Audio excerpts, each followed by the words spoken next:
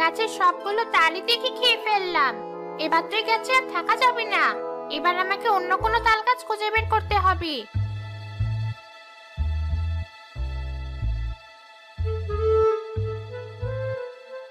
আরে, ওই তো একটা তাল গাছ। গাছ ভর্তি কত তাল, কিন্তু ওটা তো একটা বাড়ির ভেতরে। তাতে আমার বইয়ে গেছে। আমার তো শুধু তাল খাওয়া নিয়ে কথা। হি হি হি হি।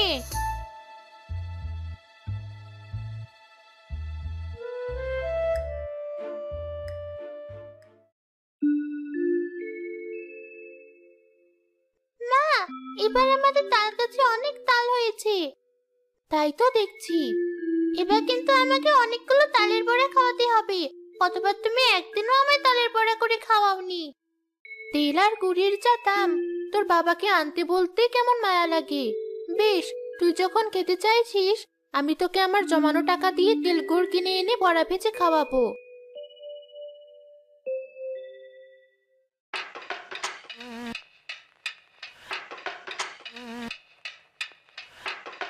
তাল তো নয়, যেন অমৃত। কি স্বাদ! এবারে আটিগুলো যে কি করি।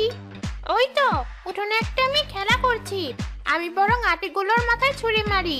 হি হি হি হি।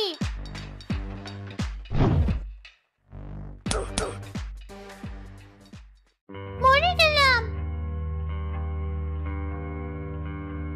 কি হলো? এভাবে চিৎকার করছিস কেন? উপর থেকে কে যেন তালের আটিগুলো আমার মাথায় ছুঁড়ে মারলো। আরে তাই তো, কিন্তু আটিগুলো কোথা থেকে এলো? বিশ্বাস করো মা, কে যেন উপর থেকে আটিগুলো আমার মাথায় ছুঁড়ে মেরেছে। আজগবি কথা, উপরে কে আছে যে তোকে আটি ছুঁড়ে মারবে? ভিতরে